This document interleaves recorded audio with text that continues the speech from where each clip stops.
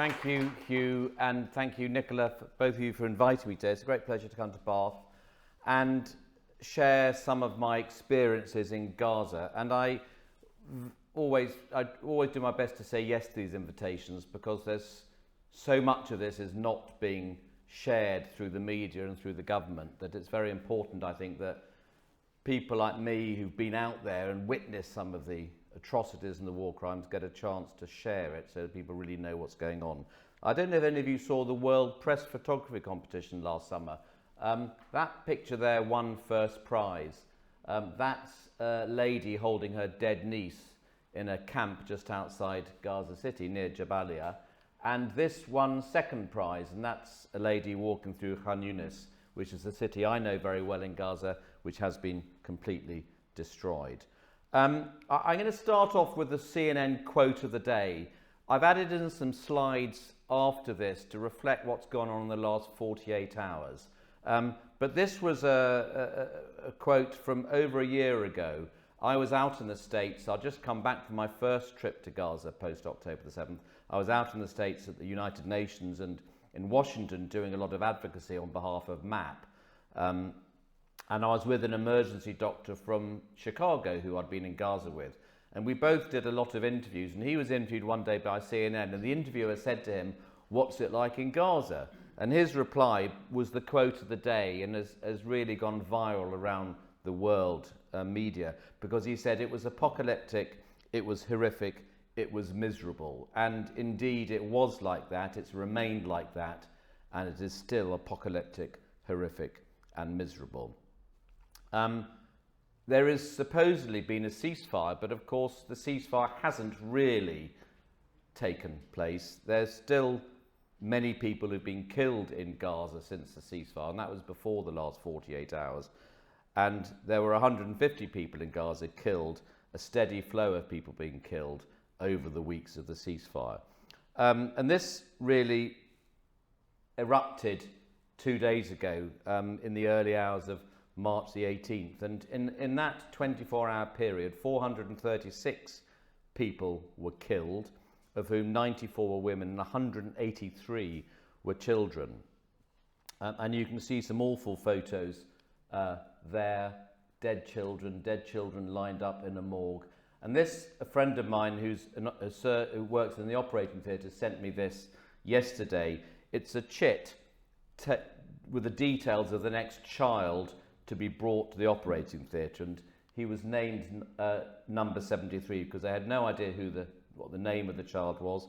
You can see there how much blood they needed for it, and of course there's many children who've been orphaned as a result of this.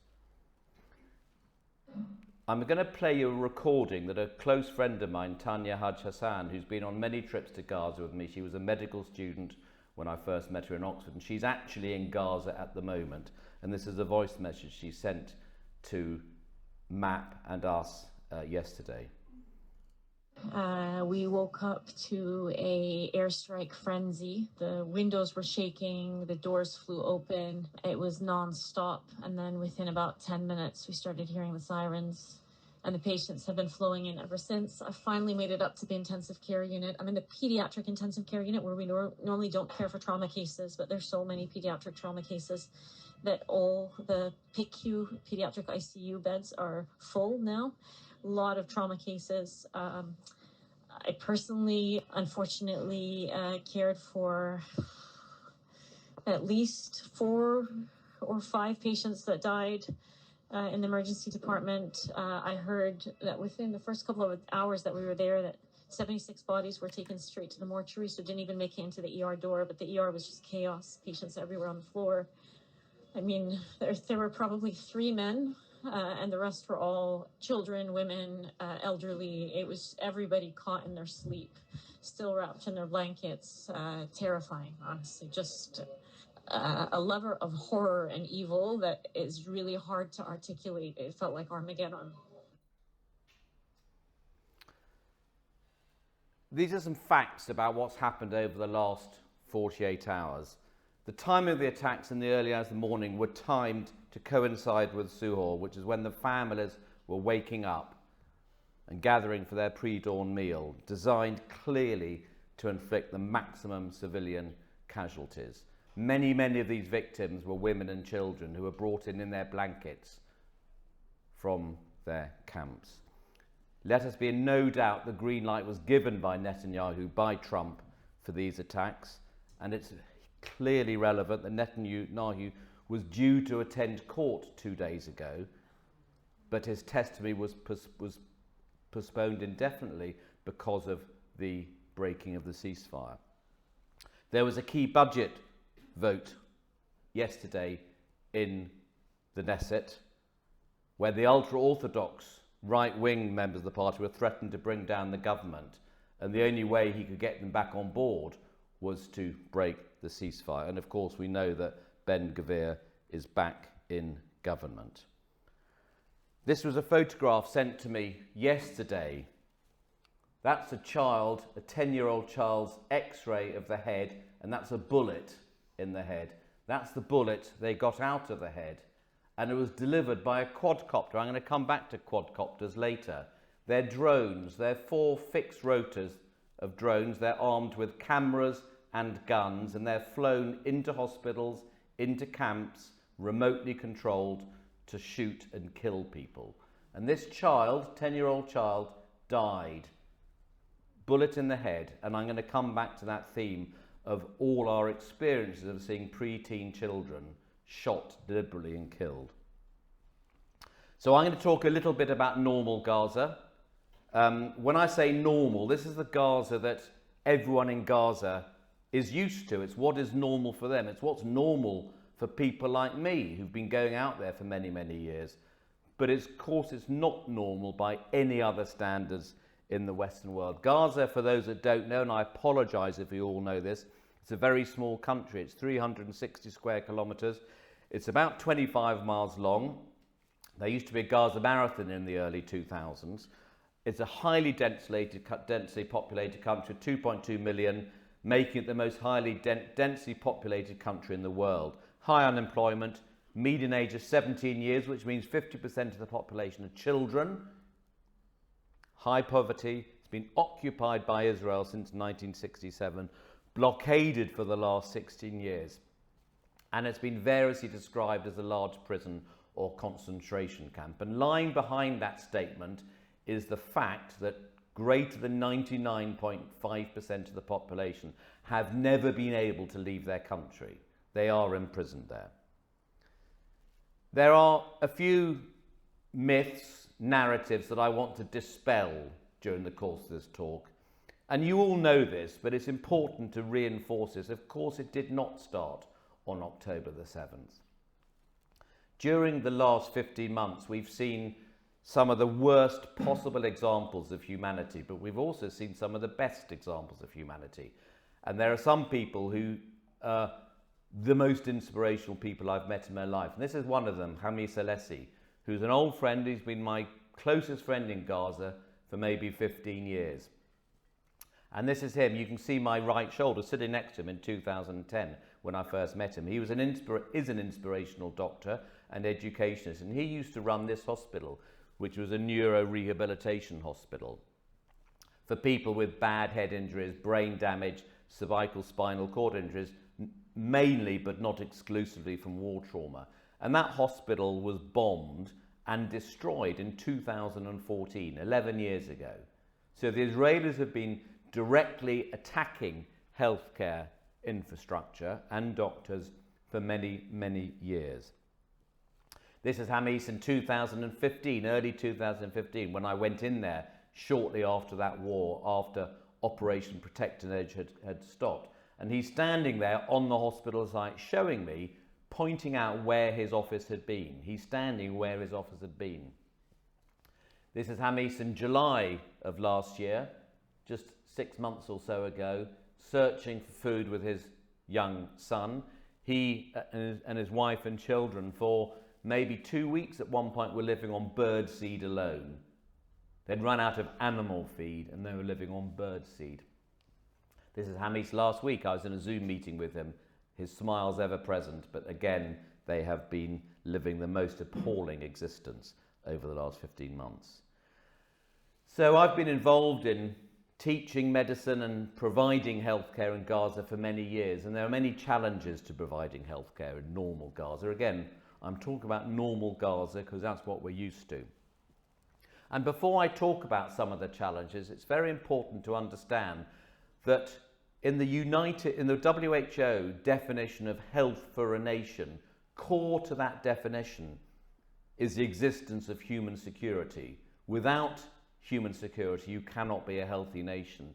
And of course, that's been lacking in Gaza and to a lesser extent the West Bank for decades now.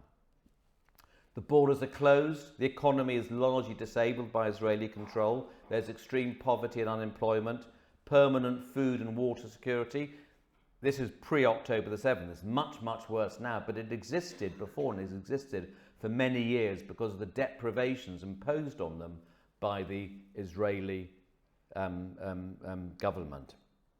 Poor sanitation, a complete inability to travel, energy, fuel insecurity, recurrent power cuts, a chronic shortage of drugs, you can read it all, medicines, disposables, malnutrition. It's much worse now, and I'll come back to that later, but it was terrible beforehand as well. Inadequate capacity, both in terms of staff and infrastructure, outdated medical equipment, denials of treatment referrals. Well, they've never been able to treat everything in Gaza. So, for example, there was no linear accelerators, no facilities to do radiotherapy. So anyone needing radiotherapy had to apply to go out, usually to the West Bank, to Al-Maqasad Hospital in Jerusalem, sometimes to Jordan, sometimes to Egypt, sometimes even into Israel.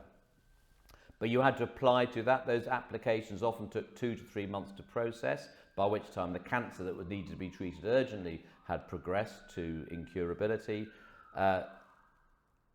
33% of them in 2022 were denied and were refused permission. And even if they were given permission, 2/3 of those were refused any companions. So that meant 4-year-old children needing life-saving radiotherapy for their brain tumour were sent out by themselves.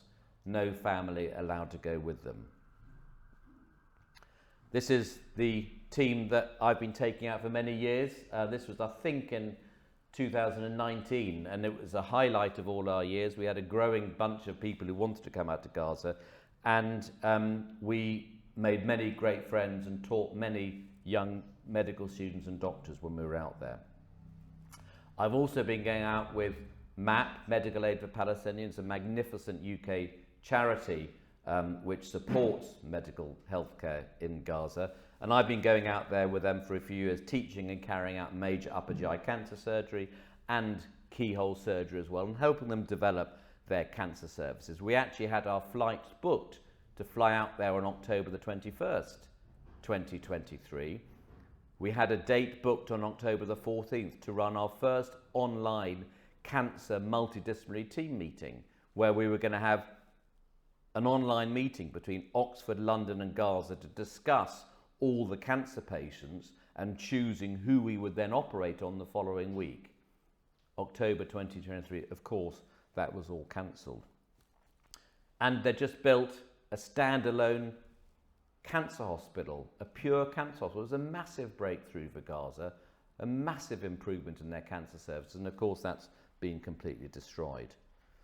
And that was me in 2023. This is another one of these inspirational people who are true heroes. That's Sarah Al-Saka.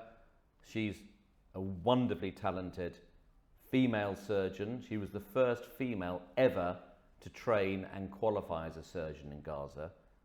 We spoke to her yesterday. She's working in the UN now.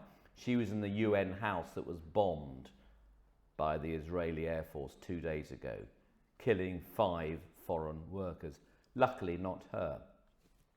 And that's me in May 2023, my last trip out there before I went to Gaza, before October the 7th, operating on someone with stomach cancer. So this was normal Gaza. It's a beautiful country, a stunning Mediterranean coastline. It seems perverse showing lots of food there when they've been forcibly starved over the last 18 months. But my Gazan friends want me to tell, they want us to tell all of you what a beautiful place Gaza is and what a beautiful people they are. And believe me, they give us lots of food when we're out there. But it's a very challenging place to work. And then, of course, the horrific, appalling events of October the 7th happened, and Gaza has been irrevocably, I'm afraid to say, changed. And it's difficult to imagine how it can recover from this.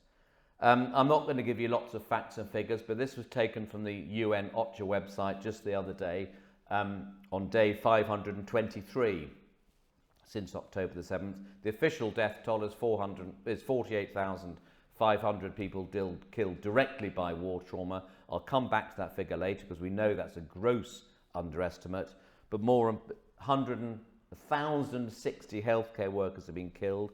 More than 350 healthcare workers have been abducted and tortured, and I'm going to come back to that theme. Multiple hospitals directly targeted. These are all war crimes. We know that. These are all war crimes. There are no functioning hospitals in Gaza. They say 18 out of them are semi-functional. What a semi-functional hospital in Gaza may mean nothing more than being able to give field dressings. There's very few hospitals where surgery can be carried out. There's more than 1 million children, not surprisingly, in need of mental health and psychosocial support.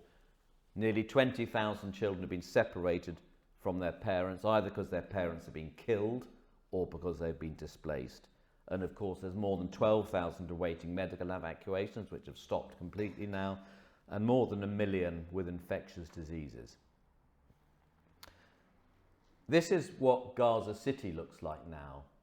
Completely indiscriminate destruction of all the buildings there and all the civilians. This is the picture I took from my hotel in May 2023. And the reason I'm showing you that is to dispel another narrative that you will have heard from the Israeli government, perpetuated by our media and our governments, saying that the Israeli army, the Israeli military, are only targeting Hamas Hamas militants, and that they are very clearly protecting civilians. I took this photograph on May 23 because I was out there operating for a week when they had the last sustained attack of Gaza prior to October the 7th.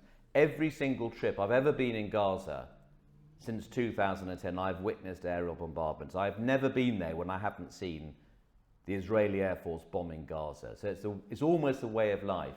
But this was the biggest aerial bombardment for several years, and it lasted 4 days. And the country was locked down.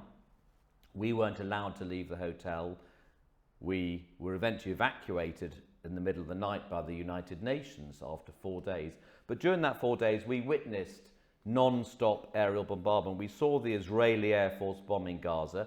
We saw, this actually wasn't Hamas, it was Islamic Jihad. We saw Islamic Jihad rockets going over us into Israel, or most of them not getting into Israel. And we saw the Israeli Iron Dome defense system trying to knock them out of the sky. And we witnessed this for 4 days. But why I'm telling you this is that we witnessed how sophisticated the targeting by the Israeli bombs could be. They weren't demolishing buildings, they were demolishing single rooms or single floors of buildings where they knew they wanted to target specific people. They demonstrated during those 4 days how targeted they could be with their sophisticated weaponry, and the collateral damage, there was some, but the collateral damage during that bombing campaign was minimal.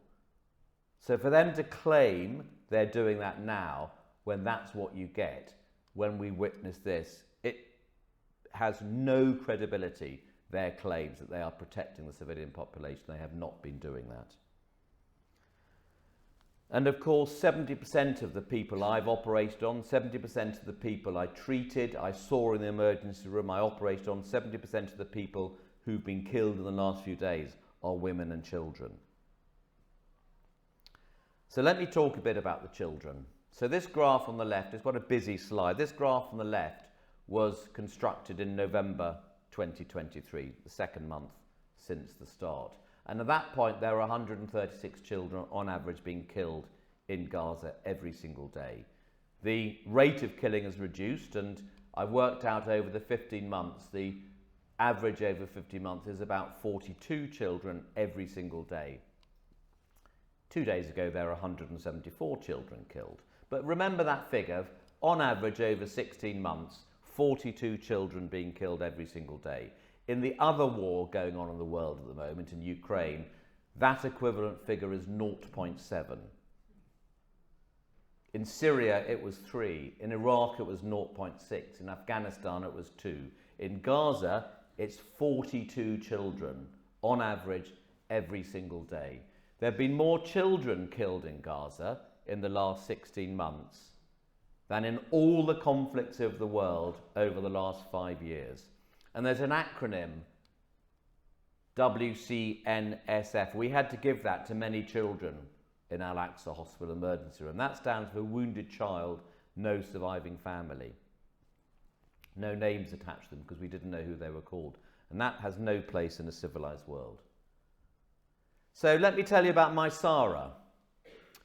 Maysara, this is my kitchen in Oxford. That's my wife, who was going to come tonight but couldn't. That's my son, that's my daughter-in-law, that's my other son. And that's Maysara, who was a young doctor in Gaza. He was a medical student who I taught at Al-Azhar University about 8-9 years ago. That's Inas, who I'll tell you a little bit about Inas later.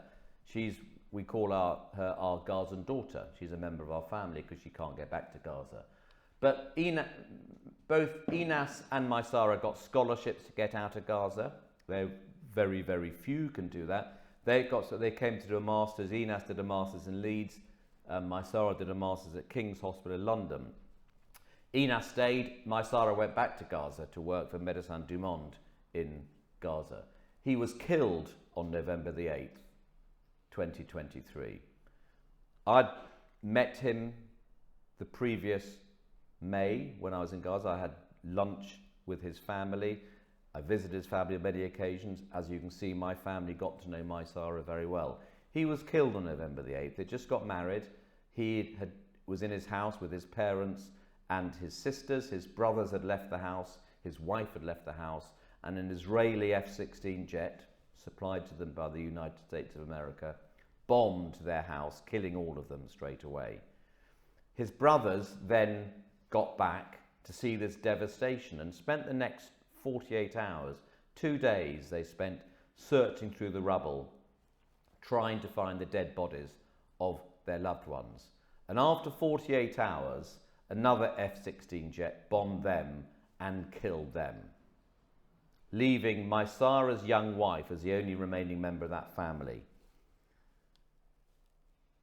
That's Khaled. He's another one of these utterly, utterly inspirational heroes. He works for MAP. I'm going to talk a lot about MAP, Medical Aid for Palestine. It's a wonderful charity. And one of their great strengths in Gaza is having a wonderful team of local Gazans who work for MAP in Gaza. And Khaled is one of them. He's a great close friend of mine who, day in, day out, people like him put their lives on the line to look after people like me. And last May I was chatting to Khaled and he was telling me about his last conversation with Maysara, because Maysara was his best friend. And Maysara had sat down with him a week before he was killed and said to Khaled he wasn't frightened of dying, and indeed he expected to be killed. And this is something I've heard many, many times from Gazans. They expect to be killed during this military assault by Israel. They expect to die. They're not frightened of being martyred. But what frightened him, what kept him awake at night, what petrified him, was the thought of being bombed and being left buried under the rubble and being denied a proper religious funeral. So Maysara is still buried under the rubble 15 months later. He's still been denied a proper burial. And of course there are many, many thousands of Maysaras buried under the rubble of Gaza. So I spent, in my first trip, over December 2023 and January 2024, working at Al-Aqsa Hospital. I'm there with my great friend and colleague Khaled Dawas, who, that doesn't work anymore, who was also out there as part of the MAP team. We spent our whole time operating on major bomb trauma effects in the chest and the abdomen, and I'd never experienced proper bomb trauma before, shrapnel damage, the damage that shrapnel can cause. They have these fragmentation missiles, which I'll talk a bit about later, but these fragmentation missiles which send thousands upon thousands of minute pieces of metal through your body, destroying everything in its path. And we spent the whole time operating non-stop on these appalling injuries. I'm not going to apologise for any of these photos. I will put a healthcare warning on it, so don't worry about turning away if you find some of them awful. But this is the scene that really existed in the operating theatre day in, day out. These patients come in extremis with severe injuries, often no cardiac output, no blood pressure recorded because of the blood loss, and appalling internal damage. You can see there, normally you don't see the shrapnel. This was a 2 to 3 centimetre piece of masonry that had gone through this young woman's chest, through the lung, through the diaphragm, through the liver, through the duodenum, through the small intestine, through the colon, causing the most almighty damage. And we operate on patients like this all the time. This was a typical scene in Al-Aqsa emergency room. Al-Aqsa Hospital in Deir al-Balah is a small hospital. It normally caters for about 150 inpatients. When we were there, they had 850 patients there. All their relatives. They had thousands, probably about 12,000 displaced Gazans in the grounds of the hospital. So it was crowding like I've never seen before. It wasn't designed to be a trauma hospital. And this was a typical scene day in, day out in the emergency room of Al-Aqsa Hospital. Mass casualties coming in every few hours when there were bombing campaigns. And I'm going to talk to you about a particular day that we had in Al-Aqsa Hospital, which was awful, but not unlike most of the days we had there. And this was a day at the beginning of January when I'd been operating on a trauma victim in the early hours of the morning, came down and helped out in the emergency room because they'd had another massive casualties coming in, dozens upon dozens of severely injured people coming in, some of them dead bodies lying outside the emergency room. And I don't know if you're familiar with the concept of triage. Triage is the ability to prioritise emergencies, deciding who is the most critically injured and needs to be treated first off and who can wait. The triage, and it's a fundamental process we go through with any sick patients. The triage process collapsed completely there because it overwhelmed, the amount of casualties coming in completely overwhelmed the ability to triage. And I walked down there and the first thing I saw was a little 6-year-old boy lying on the ground of the emergency room waiting area. He hadn't been seen by, he hadn't been triaged because there was no one to see him. He'd just been dumped down there, abandoned. His parents had been killed by the bomb that blew him up. And I saw him, and the first thing I saw was a large hole in the right side of his chest, and his lung was exposed, his lung was collapsed. He was sucking air into the chest, and that, for those that you aren't medical, is a rapidly fatal condition unless it's treated. And he had terrible burns, and he had a hole in his head as well with shrapnel going. I bundled him up. We took him into the resuscitation room. And that's where this is. So you can see me there. There's another MAP person there. We're around him, trying to save his life, resuscitating him. But there was only one trolley in there. Most of the time we were treating people on the ground. And this boy here was lying on that trolley when we went in there. He had been admitted about 2 or 3 hours previously. He had a non-survivable catastrophic brain injury with his brain exposed. He was never going to survive. He wouldn't have survived in Oxford or Bath, let alone Gaza. So he had a bandage put around his head and he was left to die because we knew he was going to die. But he was slow to die. He was still breathing. But there was nowhere to go. So we had to pick him up, put him on the ground, to let him die on the ground so we could treat this little boy there. This is Aya. Aya was the sister of that little boy, Allah. Both their parents had been killed, remember. Aya was brought in. She didn't have critically life-threatening injuries, but she had a badly broken leg. And her leg was so badly displaced that it had cut off the blood supply to her foot because the arteries were distorted. So that leg had to be straightened as a matter of urgency before she could have definitive surgery to correct the broken leg. And this was a day in Al-Aqsa Hospital, like any other day there, where we'd completely run out of all pain relief. We had no painkillers to give any of our patients on that day, and indeed most days in Gaza. So that girl, that 8-year-old girl, had to have her leg straightened by a young orthopaedic doctor without any pain relief at all. And I can still hear at night, I can still hear her appalling screams as that leg was straightened. I then went back to the operating theatre to operate on one of the chest injuries. And my close friend Debbie Harrington, who was also out there with MAP, told me about a girl she treated 3 hours later who came in, another mass casualty coming in. And this girl was about 8. Debbie never knew her name. She'd been burnt so badly that Debbie could see the bones of her facial skeleton through the burnt flesh. She was never going to survive. She had no chance of survival anywhere in the world, let alone Gaza, because her burns were untreatable. But again, she was in agony, and again she took a long time to die, and again there was no pain relief to give her, and there was nowhere to die in privacy. So she was lying on the floor of the waiting area amongst those awful scenes you saw earlier, in agony, dying a profoundly cruel death. So the healthcare system has been completely disabled in Gaza. There's been no electricity for many, many months. So the hospitals are reliant upon fuel. They're reliant upon fuel to run their generators, to power up anything that needs energy. So when the fuel runs out, there are no lights. So surgeons have to operate using mobile phone lights sometimes. When there's no fuel, there's no power for the ventilators. So patients who are being kept alive on a ventilator die. When there's no fuel, they can't run the incubators. So neonates, newborn babies who require the incubators to stay alive die. And you may remember that story several months ago, maybe a year ago, of Al-Nasser Hospital, a paediatric hospital in Gaza City, where 6 neonates were left in incubators when the Israeli military invaded the hospital and all the staff were evacuated. And when they went back in 3 weeks later, these 6 neonates were all rotting in their incubators.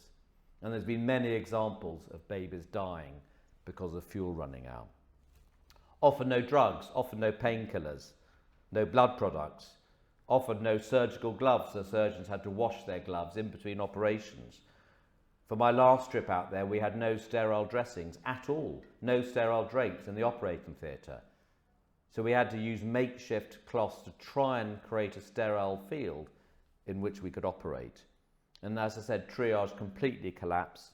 Doctors and nurses and other healthcare workers living in the hospitals, not having any idea whether their families were dead or alive. I don't know if any of you saw that BBC documentary that was briefly on iPlayer and then taken off about 3 weeks ago. This little boy was one of the stars of it, and you may recognise him. He was called Zakaria in the film. In fact, we knew him as Ziki. He spent all those weeks with us when we were there, 4 weeks, every single day. He followed us around the ward rounds. He lived in the hospital, had been living there since November. He went out with the paramedics to the bomb site. He helped carry the patients into the ambulances. He helped carry the dead bodies. One of his jobs was to take dead bodies to the morgue, or to the makeshift morgue at Al-Aqsa Hospital. He came on ward rounds, he did errands, he helped us take patients to theatres. He's 8 years of age, and just imagine what that life, the future holds for him. So let me tell you a bit about Shifa Hospital. It's an iconic hospital. It's older than the State of Israel. It opened in 1947. The biggest hospital in Gaza, the main trauma centre, somewhere I know very, very well. I've worked there for many years. I know every room in there. No one has ever seen any evidence of any Hamas militants in the hospital. So it's another myth, another narrative I can dispel completely, that these hospitals were used as command centres. There is no credible evidence to support that at all, with this caveat that we don't know what's going on in the tunnels, of course, but the hospitals themselves were not. This is what Shifa Hospital looks like now. completely destroyed. It's now being rebuilt. They're now working in it. They're now beginning to do some operations in the ground floor. But when the Israeli ground forces left Shifa Hospital and the doctors and the nurses went back in there, including friends of mine, they found the bodies of 300 civilians who'd been executed, most of them with their hands handcuffed behind their backs, many of them with bullets in their head. They'd been executed. They're not collateral damage, those were executions. And of course, they didn't just bomb the hospitals. They went in and destroyed every single laboratory in the hospital. They went in and destroyed every single dialysis machine in Shifa Hospital, so they couldn't support kidney failure. They went in and destroyed all the water tanks, all the sewage facilities, every CT scanner, every MRI scanner, all the gas supplies to make them completely disabled. This is Dr. Ahmed Makadmi. He was a young plastic surgeon. I didn't know him well, but I met him when I was there in May 2023, worked with him briefly. That's him in theatres. That's his mother, who was a physician at Shifa Hospital. They were two of the people who were discovered by friends of mine, handcuffed with their hands behind their back and bullets in their heads. They'd been executed. There are many hundreds of healthcare workers who've been detained, who've been arrested, detained illegally and tortured as well, and many of them have been killed. These are two people I took very detailed audio and video testimonies from these individuals, and they've been submitted to the international courts as evidence. This is Sari, who's a young operating theatre nurse I worked with every day in theatres for my last trip here. That's Haitham. We didn't want his face on video. He was a young doctor who's not been able to work since because he was so traumatised about what had gone on. They both described very similar experiences. They'd both been incarcerated for between 50 and 60 days in an Israeli prison. Haitham had been abducted from Nasser Hospital in Khan Yunis, and Sari had been abducted from the Indonesian hospital. But they both tell similar stories of being stripped naked, handcuffed with their hands behind their back, blindfolded. They weren't allowed to lie down for 60 days. They were kept on their knees or sitting down. They were beaten sometimes for up to 12 hours a day. They had dogs set on them regularly. They were electrocuted. Their male genitalia was specifically targeted by the Israeli prison guards, but they both survived. Unlike this man, Dr. Adnan Al-Bursh, another surgeon who I knew from Shifa Hospital, a very well-known orthopaedic surgeon. Before he was killed, he was quoted as saying that practicing medicine has become a crime because they could see that the healthcare workers were being deliberately targeted, particularly the senior doctors. And the penalty for saving people's lives has become a detention and being tortured to death. And he was tortured to death. He died in an Israeli prison, having been tortured. And we know this because a Sky investigative journalist did an in-depth investigation, interviewed with the help of Gazans, local Gazans, many detainees who'd been in that prison. And they described how he had been serially, daily raped to death and died after 2 weeks of daily rapings from the Israeli guards. This is a document that's available online, should you want to read it. It's not very easy reading, I can assure you, but it is available, and it's been produced by Healthcare Workers Watch. Two Gazan doctors who I know, and two young doctors, Tanya, who is the one whose voice recording you heard earlier, and another Oxford doctor, both of whom I'm very close to. They've done a huge amount of work collating evidence, testimonies of healthcare workers who've been killed and tortured. And there's been over 1,000 healthcare workers killed in Gaza. 33% of them are women.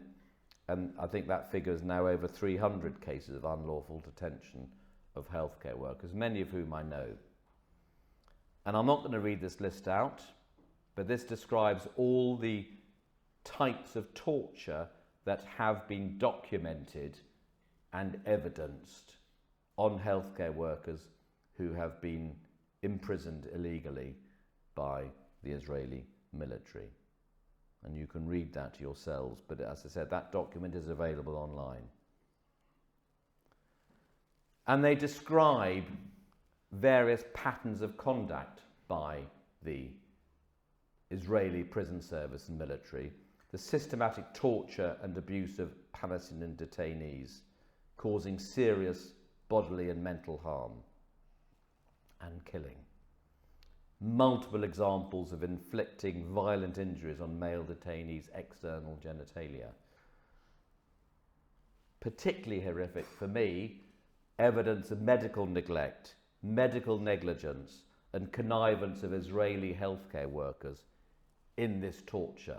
Israeli doctors and nurses contributing, taking part in this torture, and a specific targeting of senior healthcare workers. There's a lot of evidence of novel weapons being used in Gaza, perhaps with the connivance and the knowledge of the US military, some people would suggest. But these are things that I witnessed. We talked about the quadcopters.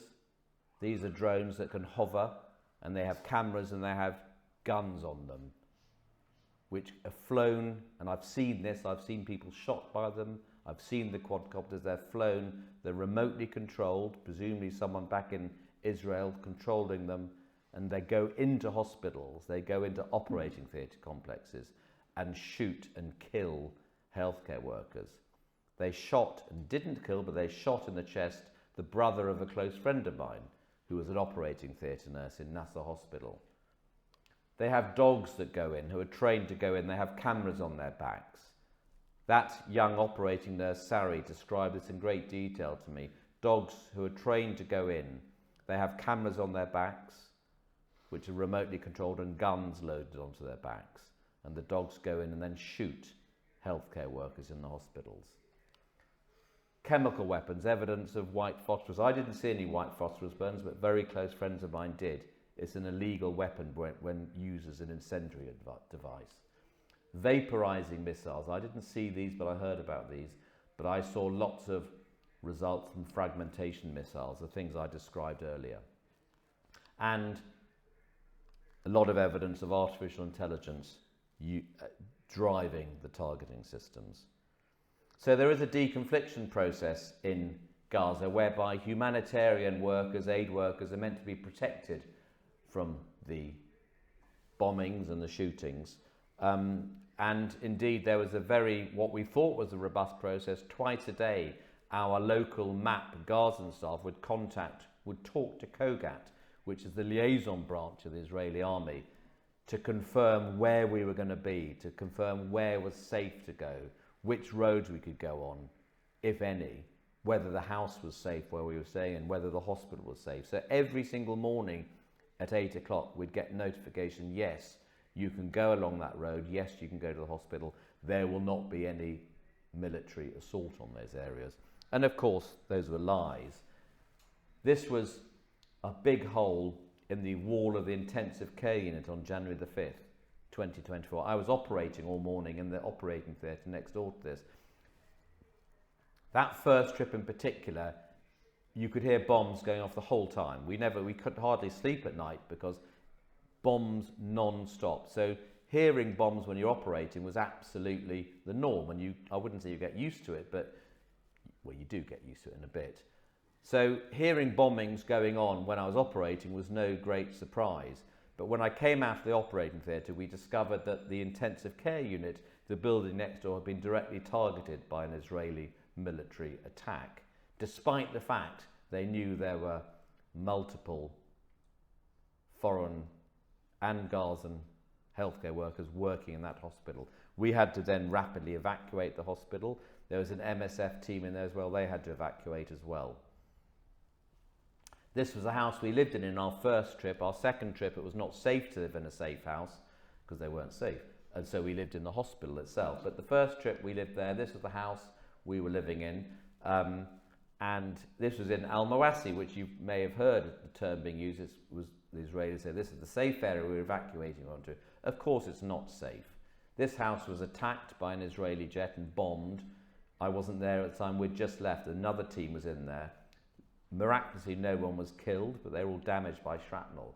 And when I went and met Cameron in the Foreign Office to brief him about what was going on in Gaza, and Andrew Mitchell. And I told him about this, and he said, oh, we've taken it up with the Israeli government, and they've apologised for it. Very good of them. They've apologised because they said it was collateral damage. They were aiming for the building next door. Well, the reason this was chosen as a safe house was because it was 250 metres away from any other building. So, of course, it wasn't collateral damage. It was a direct targeting of a residence that they knew UK workers were living in. So this is what Gaza looks now. We saw that picture earlier. Completely destroyed. Awful scenes. You can see this is Al-Mawasi, completely deserted area normally. No one lives there, no resources there, no electricity, no running water. Thousands upon thousands of displaced refugees living in appalling conditions with makeshift tarpaulin covers and things, living in Al-Mawasi. That's a load of detainees being taken off, and of course that photo you saw earlier. So I'm going to talk a bit before the end of malnutrition and famine, and again this is another narrative that some of those appalling Israeli spokesmen say there's enough food in Gaza to feed everyone. There is not. They are using unequivocally starvation as a weapon of war. The United Nations have stated that, as you can see. And of course it's also the main charge levelled against Netanyahu and Gallant in the International Criminal Court charge, that of using starvation as a weapon of war. And I've seen the results of this, and I've seen the devastating results of the starvation campaign and the malnutrition. And it's not just about losing weight, it's about becoming immunosuppressed.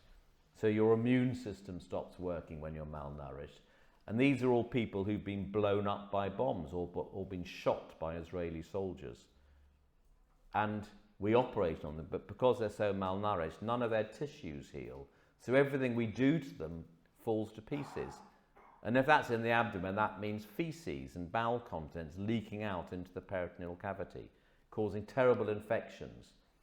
When there's a lot of sepsis, your metabolic demand goes up, goes sky high.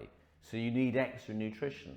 And we had no means of giving these people nutrition. We couldn't give them intravenous nutrition, so they die. Apologise. Well, I'm not going to apologise. Healthcare warning again, I should have said that. These are the sort of things we had to deal with. Abdominal wounds falling to pieces. Bowel repairs falling to pieces. That's the shrapnel entry point, which was initially about 1 or 2 centimetres, about 10 centimetres wide. That's the liver exposed there. All the intestines leaking. No chance of that patient surviving unless they can get out of Gaza. Let me tell you about Lama, this girl there. She's 18, she was 18. I got her permission to take this photograph. Her parents gave me permission to use her photograph after she died. There was another girl called Tala who was 16, who I didn't take any photographs of. But they had very similar stories. They were both, one 16, one 18, they both had severe bomb injuries to their abdomen, but they both had injuries which, all things being equal, they would have survived because they were young. And we operated on them, myself and my team operated on them. But they both came in with their bomb injuries profoundly malnourished because they hadn't had any proper nutrition for weeks on end. So all their repairs fell to pieces. This is Lama's abdomen. That's a stoma, a colostomy we formed her. But all these holes where shrapnel had gone in, everywhere she had feces leaking out of all the holes in her abdomen. We had none of the sophisticated colostomy bags, none of the sophisticated wound management devices to manage this. So we'd dress everything, and then an hour later she'd be lying in a pool of liquid feces again. And she died, and Tala died, both of them under my care, in May last year. And there are many of them like that. So I'm going to wrap this up in a minute. We'll take some questions. So I mentioned earlier that figure of 48,500 deaths reported by the UN is a woeful underestimate. We all know that. And the Lancet has published extensively on that. And by some sophisticated statistical analysis, which I confess I don't really understand, they estimate that the number of deaths just from trauma of bodies that have been seen, and therefore excluding those buried under the rubble, is much more likely to be about 65,000. But that excludes all the excess deaths. So let's not forget, there's no other chronic diseases being treated there. They've destroyed most of the dialysis machines, so people with kidney failure can't be kept alive. Cancer's not only being not treated, it's not even being diagnosed. There are 350,000 people in Gaza with chronic diseases like heart disease, like kidney disease, which isn't being treated. 10,000 patients with cancer probably, but that might be an underestimate, because we know there are more than 2,000 cancers being diagnosed every single year in Gaza. And the Lancet has published again on this, and they estimated in that first analysis in July of last year that there was probably about 186,000 excess deaths. By applying that statistical analysis again, their latest estimate is over 220,000 people have been killed in Gaza as a result of trauma or dying of excess deaths. That's 10% of the population of Gaza have been killed by this Israeli military assault. And the life expectancy amongst Gazans has gone down by 30 years over the last 15 months. And that excludes all the excess deaths. We know there have been many children who've been killed and directly targeted. Look at this from UNICEF. Gaza has become a graveyard for thousands of children. And I'm sure I'm not the only one who found this perverse. We all welcomed the vaccination of children, but I found this profoundly perverse that our government and other governments supported, pushed for a so-called humanitarian pause to allow the children to be vaccinated against polio, only then to allow the bombing to continue so those same children could be killed. And that is the reality of what happened. So Gaza has been failed by our government, by our media, by many other governments around the world. The media has been failed by academic and medical institutions, the BMA, the GMC, the Royal Colleges, the universities, hospital trusts. At best, they've been silent. They haven't stood up. And when we look at how these institutions, how the media, how the governments have reacted to what's going on in Ukraine, in my trust, in Oxford University Hospitals Trust, I haven't done any of this because I want to be congratulated by our chief executive, I can assure you. But when one of my colleagues went out to Ukraine, heroically in my view, a young plastic surgeon, and was fantastic, the global emails, the hospital websites were absolutely full of it. They've been completely silent about any of us who've been out to Gaza. They refused our medical students permission to hold vigils for dead Gazan healthcare workers on hospital premises. They refused it completely. So what did we all do? What did our students and us do? We held it outside the main entrance, which of course has had a lot more people seeing it than anyone else, which is rather counterproductive. But look at this. The Guardian, we might have thought better of The Guardian. The IDF says it has entered Gaza's Al-Shifa hospital in a targeted operation against Hamas. But when they invade Ukrainian hospitals, there's horror. Who remembers the story of Hind Rajab? Horrible story. Stuck in a car. We've all heard the recording of her screams, her calling for help. Look at the BBC. Hind Rajab found dead in Gaza. I wonder how she died. She was shot by Israeli soldiers. but in the Ukraine war, babies are killed. In Gaza, they're found dead.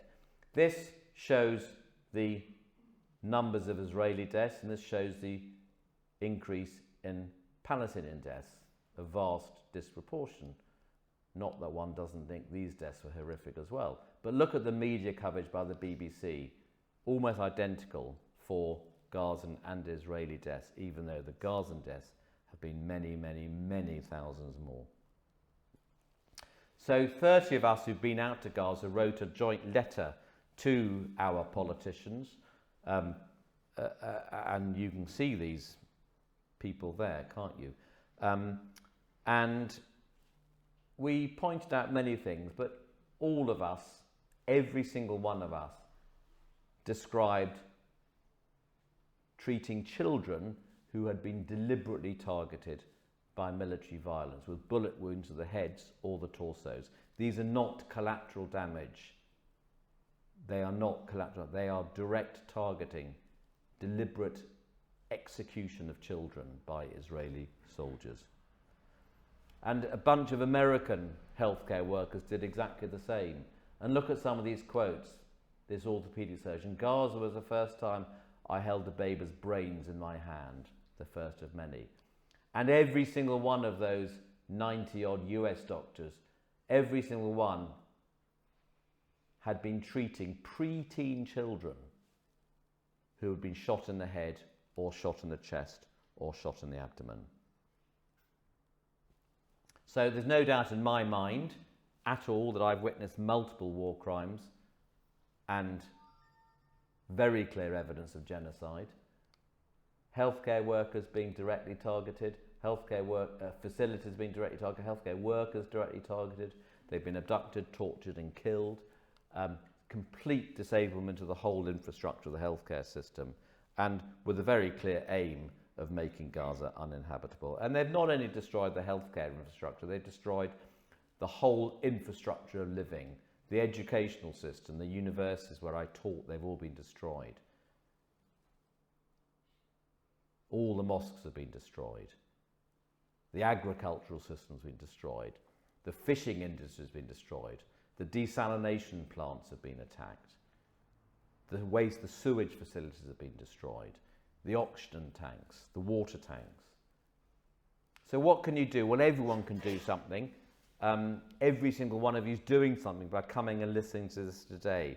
You can make other people aware. You can make people look at and listen to the video that's been done of this talk, so people know what's going on. You can march. This is my. I don't think I could have gone out to Gaza all these times without the wonderful support of my wife, who's even more passionate than I am about Gaza. And I'm going to show you why in a minute. This is my wife and I marching. This is my daughter, my activist daughter. I got real kudos yesterday when she heard that Jeremy Corbyn had recommended this talk today, because she's Jeremy Corbyn's greatest fan. And that's my wife, my wonderful Irish wife, marching in London with the Palestinian flag and the Irish flag in the corner as well. So go out and march and protest and boycott. Donate money to MAP. MAP is going to play an incredibly fundamental core role in the rebuilding of the healthcare system in Gaza. Volunteer.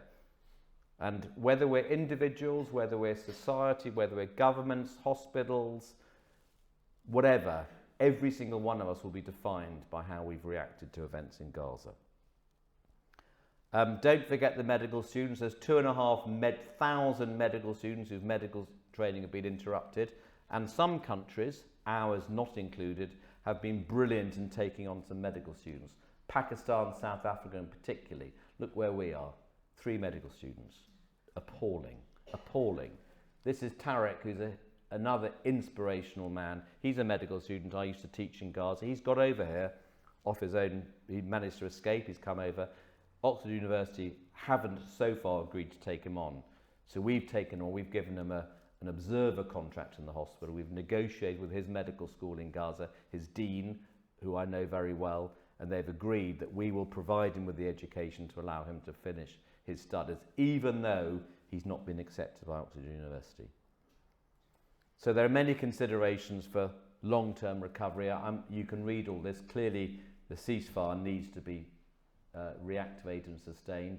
It'll take clearing the rubble, rebuilding infrastructure, many, many, many thousands of amputations have been taking place. So the rehabilitation for that will be staggering.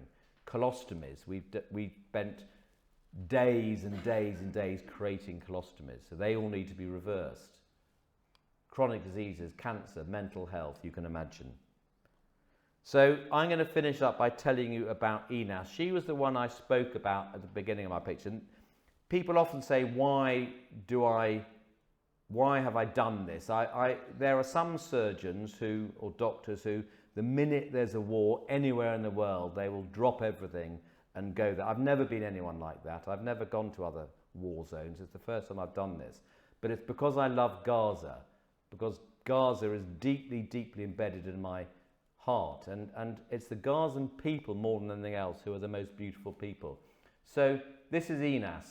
Inas was a medical student in Gaza. She was a friend of Maysara. You saw her in that earlier pictures.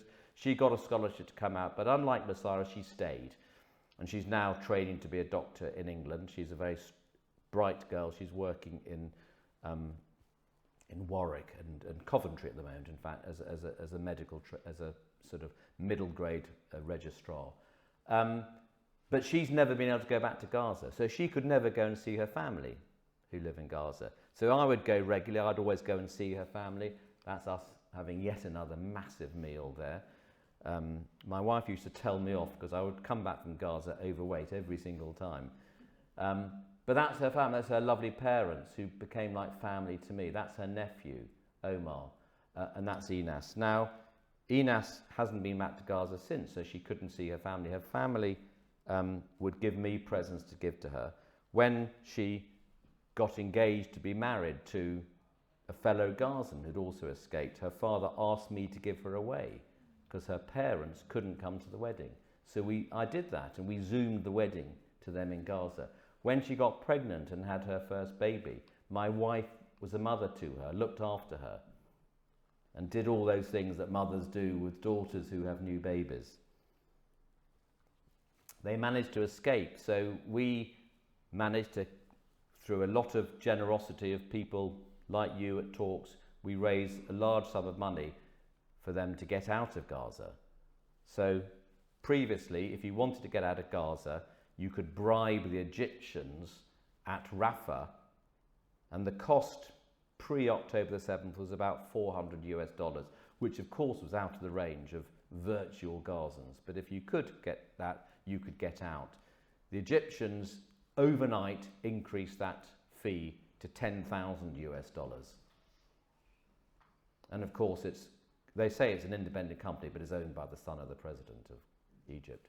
So we, through generosity of many, many people and donors, we raised nearly £40,000, and they managed to escape from Gaza into Egypt last April. That's me with them in Cairo, and Inas has since been out there to see her family for the first time in 8 years. This is my penultimate slide. I've talked quite a bit about the problems with child mental health. I'm involved with another charity called IMET, International Medical Educational Trust, and we raise money to fund the Gazan Mental Health Centre for Children, and that is me there with Mohammed Al-Sharif, who's another one of these profoundly inspirational heroes that puts the rest of us to shame in many ways. And that's me with him in Gaza City a couple of years ago in their centre. That's his sister Inas, another Inas, who I know well. And Mohammed was abducted on Christmas Eve last year. We think he's still alive, but we know he's in an Israeli prison. He was probably, after Hamis, my closest friend in Gaza. And we think he's alive in an Israeli prison, but we don't know what state he's in. And Inas sent me this photo the other day. She'd gone to, this is her home, which has been bombed in Jabalia. They've been displaced 6 or 7 times. This is what's happened to all the houses and homes in Gaza. So this is my final slide. I want to highlight MAP, not just because one of the trustees is here today, But it is a wonderful organisation. Please donate money to MAP. Donate money to other things, but MAP, I think, will be core to the recovery of the healthcare system in Gaza. And I'm going to leave you all with a poem. I'm not a poet at all, but this is, I don't know if you know that the word gauze, are things I've been using for decades in the operating theatres and on the wards, actually originates from Gaza because of the long history of weavers in Gaza. So the name gauze comes after Gaza. And this was a poem. I wondered then how many of our wounds have been dressed because of them and how many of theirs have been left open because of us. I'll leave it now. Thank you very much indeed for listening.